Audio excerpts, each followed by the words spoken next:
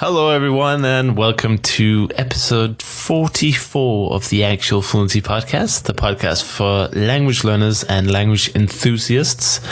I'm back here, and today the topic is Denmark and Danish, and probably in the other order, to be honest. It's more about the Danish language than is the Danish culture, but of course they're intertwined.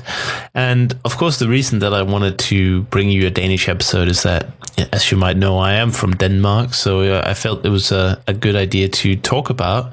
And I've seen a lot of people interested in learning Danish recently, and I thought I'd give you an interview with a guy from Bulgaria who has successfully learned Danish, and actually he speaks it now so well that people on the street don't even switch to English immediately, which happens for many learners of Scandinavian languages. So this is kind of an episode where I talk to a foreigner learning Danish, and then in an upcoming episode in the future I'll sort of do a more thorough technical episode, just talking, probably just myself. Maybe I'll invite another Danish guy on to talk about the Danish language.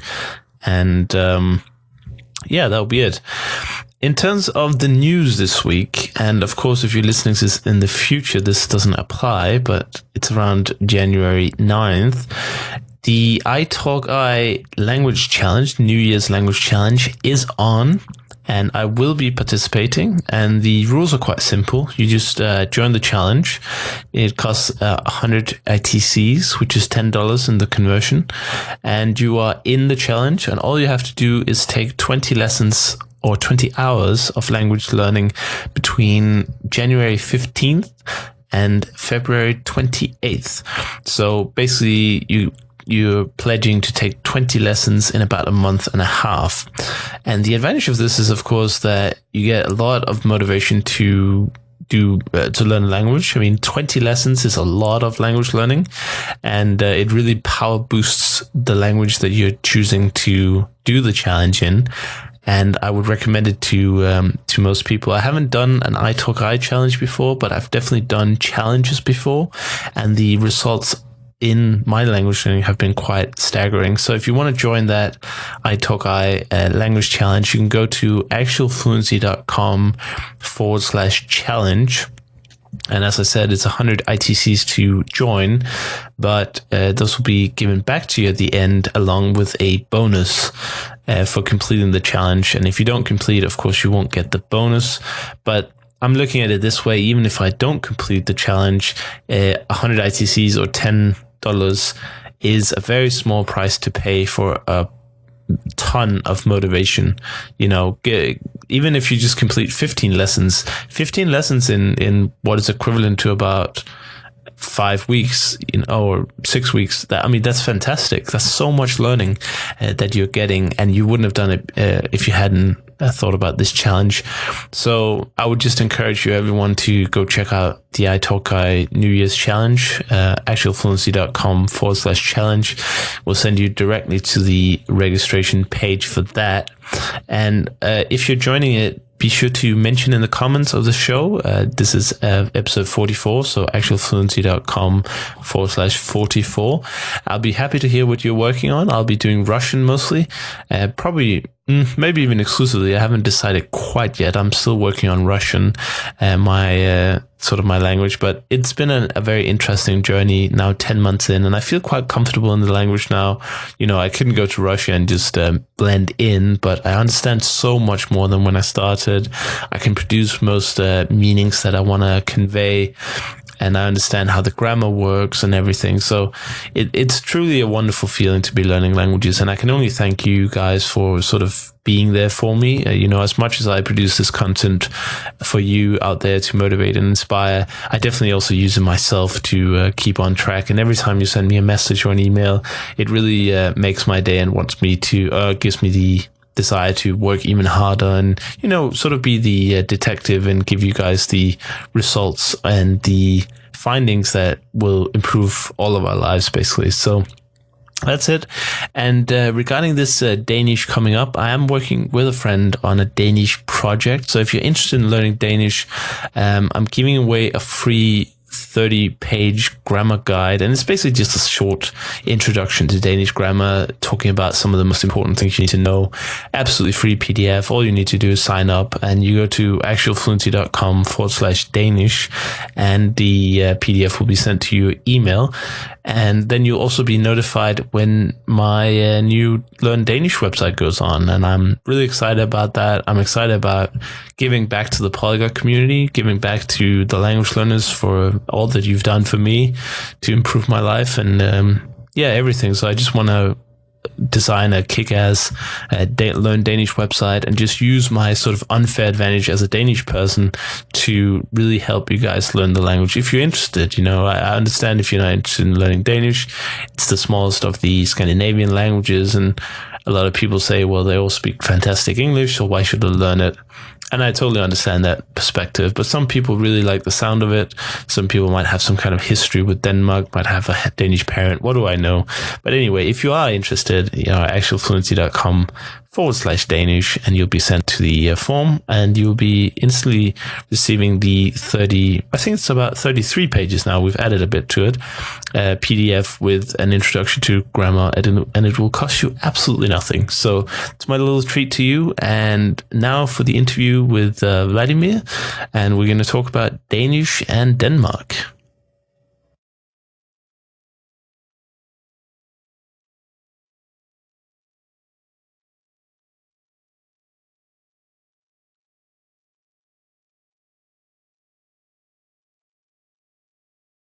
Danish edition of the podcast. I'm talking to Vladimir Georgiev from Bulgaria, and Vladimir has been learning Danish, and not only that, he's actually been living in Denmark as well, so he's a prime person to talk to about learning this wonderful language, I would say, in my biased opinion. But Vladimir, how are you doing today? I am doing fine. How about you? Oh, fantastic. I'm glad I'm inside because there's a storm brewing here in Denmark. Really? So it's nice to be inside. Yes, it is. The weather in Denmark can be very often rainy, or there are also storms. So yeah. So maybe we can talk about the Danish weather in a moment. But first, can you share with the listeners how you were first sort of got the interest for learning Scandinavian language and Danish in particular? I just started to get interested in the languages. I didn't have a very specific reason to start learning languages. I was just looking at different websites, trying to get more information about different languages, and maybe the reason my interest for learning languages get sparked in the 8th grade when I had really great German teacher, and after half a year or 8 months learning German, I felt that I have a good level of German, and I started to look to get interested in another languages, to see different grammar systems, because maybe because I liked the German grammar, since it's very logical, and in that way I could understand how a language works. Mm-hmm. And maybe I choose firstly Scandinavian languages because they have very similar vocabulary to the German. Yeah. And you wanted to learn a Scandinavian language. Did you want to live in Scandinavia, or was it just because of the language that you were interested? As a starting point, I was interested to study in my Scandinavian languages, Scandinavian studies in my home city. But I also considered the option to go to Scandinavia, and I made a research what kind of programs there are in Scandinavia, and I found out that as a foreign student from an European country, I can choose. I have to choose an English taught program, and I need to pass exam in English.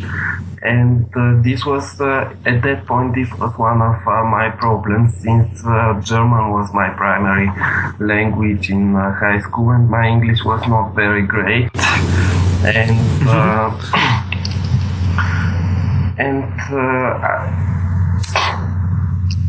in 2011, I passed an IELTS exam, and again, my result wasn't that great, but it was enough to get in some schools in Denmark, because in at that moment Sweden there started to come more and more international European students to Sweden, and they changed the requirements for the English level, which didn't happen in Denmark. So with the result of 6 points at IELTS, I could only apply for a Danish university, for a Danish school. Great. And yeah. And then again, and I also can, but until the end of the first semester, the first term of the 12th grade in the school, I didn't really know if I am going to study abroad. So I also made a research about this subject in the university: language studies, Scandinavian studies. And I went to a couple of events organized for the people who are inside the circles, and I tried to meet the people and to ask them what is the program all about, what do they feel to the and I remember there was one woman who was just graduate from this study, and she said that she would recommend me to instead of going for language study in the Sofia University, to choose to go to study in a Scandinavian speaking country, so that I don't study the language, but have to speak it. Right, and you found out that Denmark, because of the requirements were lower, so you went to Denmark. And because the system for application in Sweden was more complex, and I wasn't really sure what to do and how to proceed. And when did you start learning Danish, as in, starting your first experience in Danish? I can tell you the exact date when I first listened to Danish, and this was the Friday 27th of November 2009. I was actually looking for a song in Dutch to hear how Dutch sounds, but instead I found a song in Danish. And this song is called No Du Hold Vel Mig, and her author is Selina Ray. Have you heard about this singer? No, but I'm the worst to talk to about Danish singers, so it's natural. And then I had some notebooks where I wrote some words, tried to make some sentences, and to study the regular and irregular form of the verbs. But And in 2012, when I knew that I will that I will study in Denmark, I signed for a Danish course in my city. This was a private school, and the teacher was a person who also graduated from who has also just graduated from Scandinavian studies.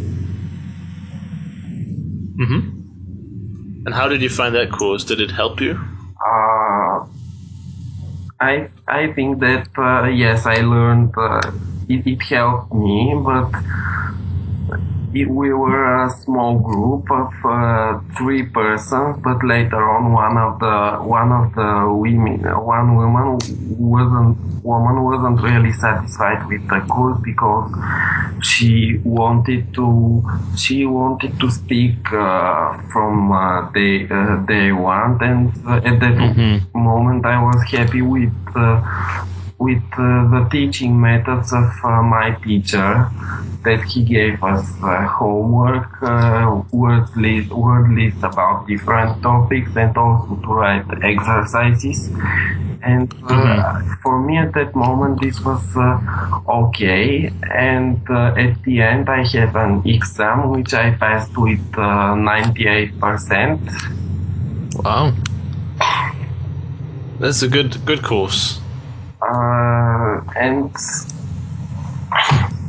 yeah, as an ending point, I should have the level of A1 or A2. And what did you do after? Did you study after the course? I mean, did you study at home on your own, or did you then go to Denmark and do some studying there?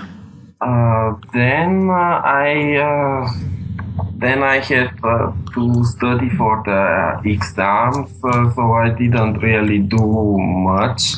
And then I got the acceptance letter from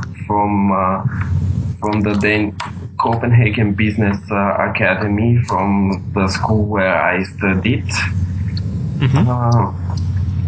And I found out that, and even from that period, I found out that Denmark is a country where you have to do everything by yourself, especially when you are a foreigner coming to Denmark.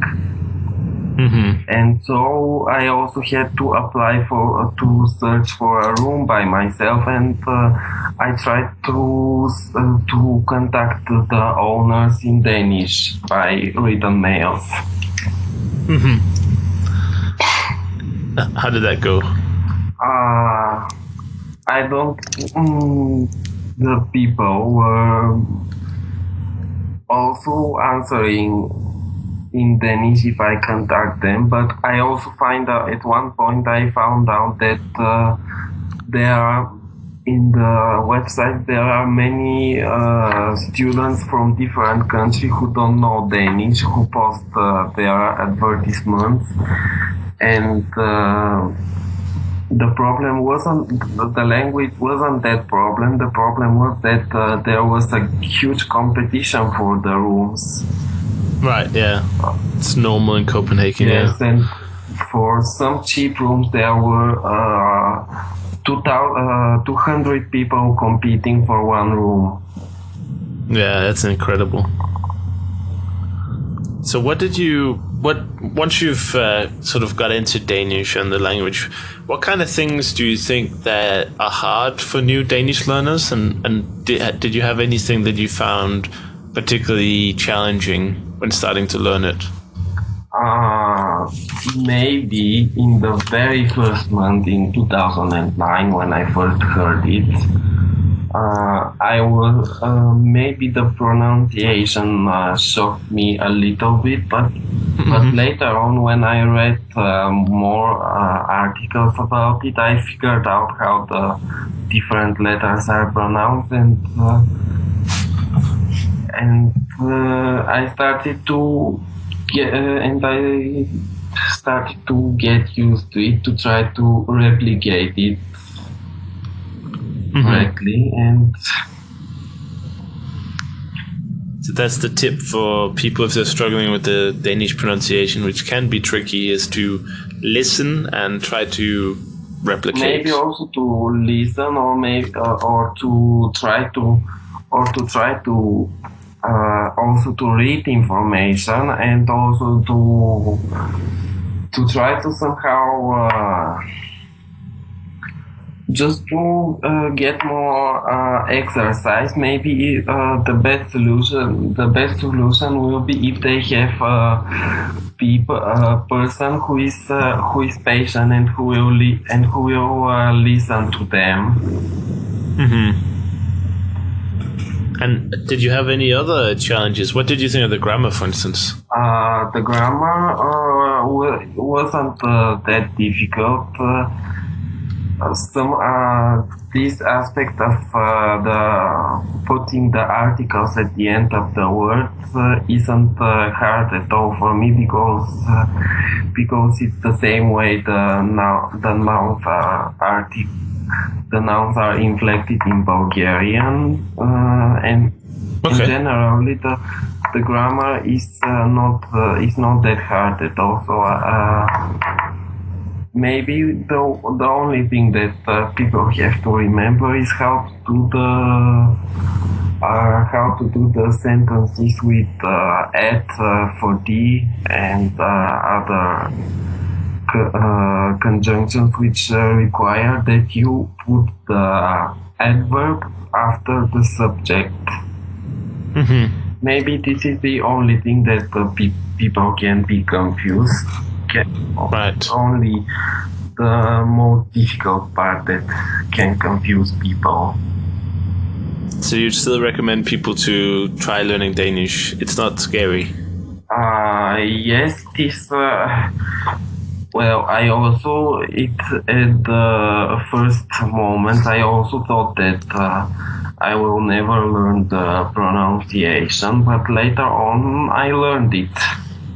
Mm-hmm. But I've seen that most people, maybe 99% of the foreigners who are coming to Denmark, come without speaking any word of Danish, and I see how they become scared by the pronunciation. Mm-hmm. And by the fact that they don't understand anything from what people talk in the streets. Right, so you recommend that if you're going to stay in Denmark, do some studying at home, particularly on the pronunciation, before you go? Yeah, yes, I think that it is recommended to, if you are planning to study or to live in Denmark for an extended period, I recommend that the people are going to learn Danish before leaving. That's a good tip. And let's switch the focus a little bit from the language to the general sort of culture.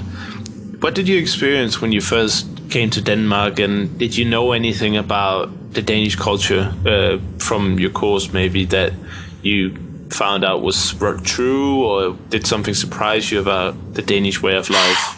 I didn't. Maybe my teacher explained us some things when he explained us the rules, but generally I didn't know much about the life in Denmark. I also had contacted some people who live there to ask them how it is like, but generally I didn't know much about the lifestyle in Denmark, and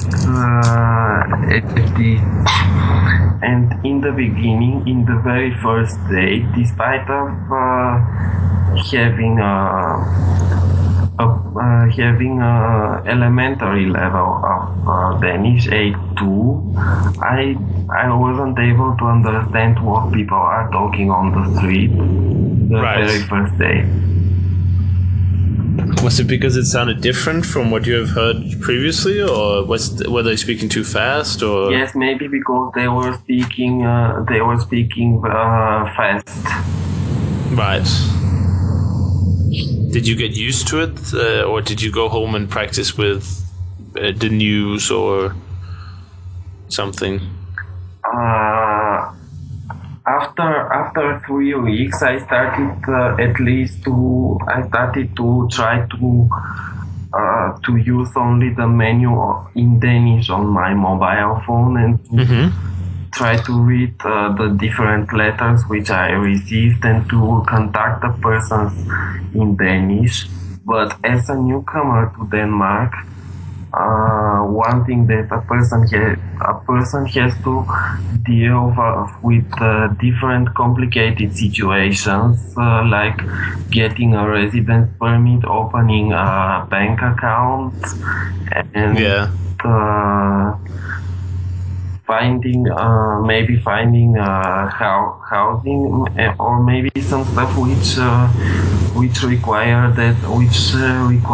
a better language level, or which require that you are somehow you are behaving as a grown up and not as a child or a person who is struggling to learn the language. And due to the fact that I came together with my aunt and I was around many international students, I also had to deal with the peer pressure to speak in English. How did you find that if you tried to speak Danish to people that they switched to English? I think that this depends on the situation. I didn't have that. I had, of course, a negative experience, but they happened mostly in places where another.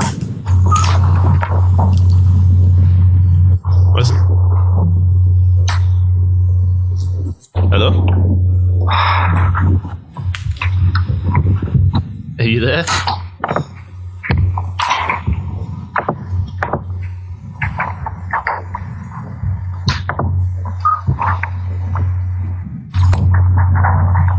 Yes, I am here. Just my mother came inside to take her luggage.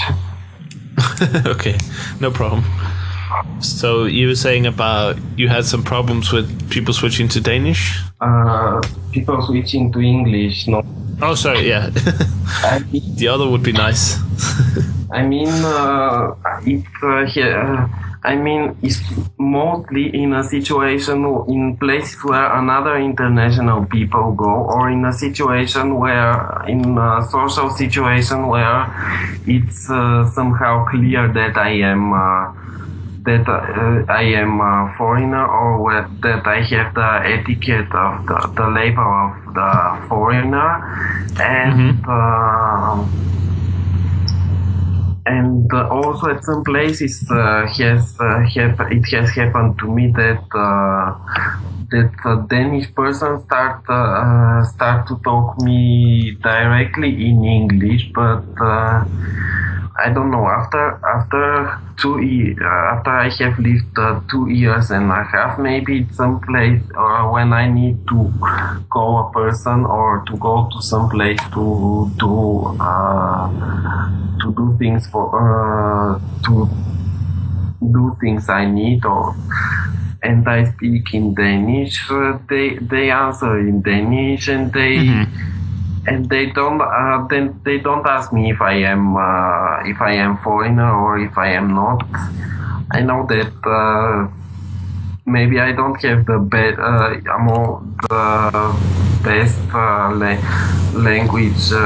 best language skills and the best accent, but the people are able to understand what I am saying, and I am also able to understand what they are replying in Danish. Yeah, that's the goal of the learning, isn't it? That we can communicate. That's the first objective. And we met also in Berlin at the Polyglot gathering. Why did you decide to go to the gathering, and how did you hear about it? How did I hear about the Polyglot gathering? Because in 2013, I started to find out more about polyglottery in the internet. I found firstly the blog of Benny Lewis, and then I found his video clips, and then I found out the materials of Luca Lampariello, Richard Simcoe, and the other famous names in the polyglot world, and I found out, and later on I found out that they will organize a polyglot gathering in Berlin. So I was very interested to meet these people in person, and because of this,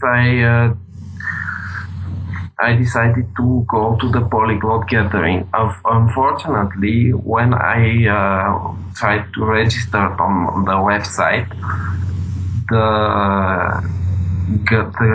it was fully booked and there was no seats.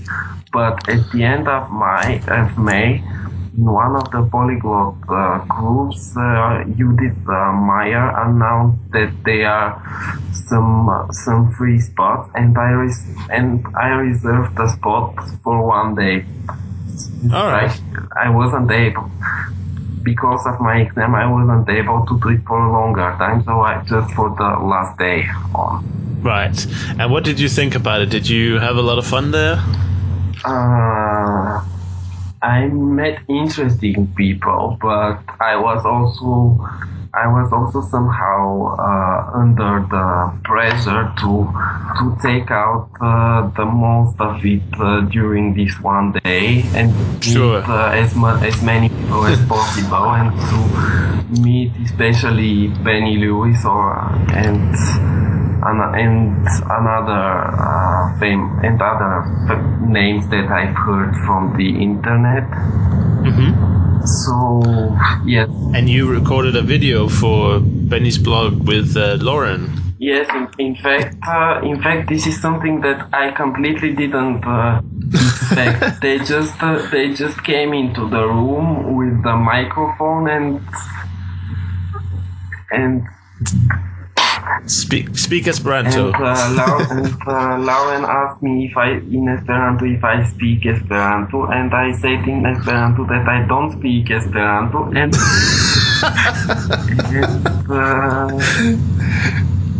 That's funny. Started to record the conversation. Right. So what do you think of Esperanto? If you say you don't speak it, how did you know how to say you don't speak it in Esperanto? I also had done a very little study in it. Not that much, maybe. Right. Do you want to bring that level up, or?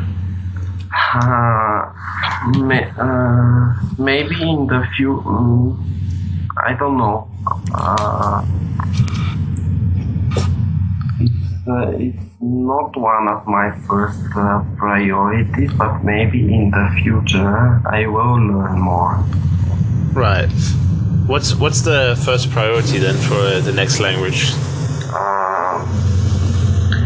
The first priority is Romanian language, since I am going to the country for 7 months after I am done, and I am almost done with the education in Denmark. All right. So what are you going to do in Romania? I am going to be a volunteer on an EVS project, and the project will imply that it will be about outdoors activities for kids, and we will be very engaged in the local community. And I think that we will need to deal with people who are not necessarily open-minded to international people or to speak English. Right. So you want to learn some Romanian to do it better? I have already learned for for more than 1 year since. But of course, I just continue. I just continued after I found out that I am selected for this project. I continued to study. Great. And do you have any plans in 2015 to go for the other polyglot gathering, the Berlin and New York one? For Berlin, yes. For New York, I'm not sure. Right. But you're coming for more than 1 day in Berlin this time? I guess so. It depends on my work schedule in May. Right. But you'd like to, I guess. Yes, I think I will be able to come for. I have booked the whole period, but I will come for sure for 2 days. But maybe it will be great if I can come for the whole period. Yeah, I think it's a really good experience, and it's a lot of fun to hang out with everyone, and there's a lot of good talks as well. But don't you think also that the polyglot gathering are organized so that it is simply impossible to meet even the half or even 1/3 of the people, because there are coming so many people to this? Yeah, exactly. You just have to go several times so you can meet new people every time. That's the only way to do it, I think. But anyway, enough talk about the conferences. I think we've talked a lot about Danish that people might be interested in hearing. So before I let you go back to the rest of your Friday, do you have any kind of tips or tricks for people who want to learn maybe Danish in particularly, but also just in general language learning tips that you've come across that has helped you, that you think is worth sharing? Maybe I will start to say I will talk more about a little bit about my experience with meeting international students in Denmark, and also about other and about learning in general. I have seen that the most international students come with zero knowledge of Danish, and almost all of them continue to make a whole education in Denmark in English without learning any Danish. And this is because everything in the universities in English, and because they stay together in dormitories with another international people, and the few Danish people who are there are also somehow more open-minded to meet international people, and they speak perfect English.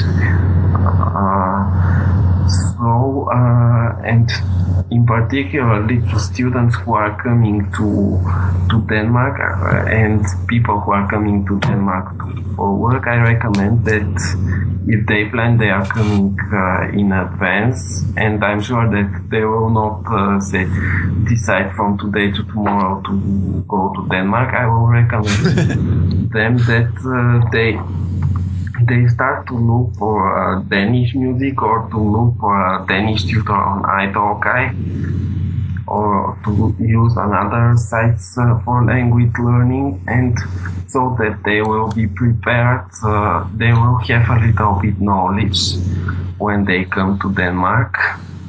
Mm-hmm. And about other languages, I also think that maybe it's a good idea to meet a teacher who will help you from early stages to get into the language and culture. Because it's likely that when you start a new language, you will have met people from this country who can speak your own language or English, and they might not be that helpful. Right. So find a teacher, possibly on italki as well.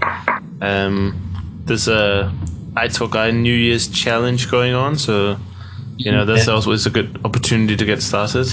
Yes, I also have registered in italki as a tutor, but due to my limited schedule, I haven't even tried to find students. Right. Yeah, we're all missing the time. That's the biggest lack in language learning, finding the time, isn't it? Maybe yes, but I think that it's also most important to find materials which interest you. Maybe you can also recommend for the students for students who already have a little grasp of language, some Danish programs which they can find interesting. Yeah, exactly. There's lots of, particularly if you're into crime stories, the Danish crime stories on television has kind of boomed in the last 5 years. So there's lots of crime stories, detective stories, and I can put some links to those on the blog if people are interested. Maybe can you put about something which is easier, which is some kind of humoristic. Some kind of interesting YouTube channels in Danish, or some typical Danish movies, which are not that hard, maybe which are even funny. Right. Can you also? I'll see if I can put some resources. If you have any, just be sure to send them to me. But really have the most resources that I used were the people who are living there. I didn't use many more resources. Yeah, I want to make my own resources, but that's a whole nother story. But for now, Vladimir, I just want to say thank you for taking the time to share your experience of learning Danish and moving to Denmark with us, with me and the listeners. And I'm sure I'll see you in Berlin. Yes, we'll see you in Berlin. All right. See ya.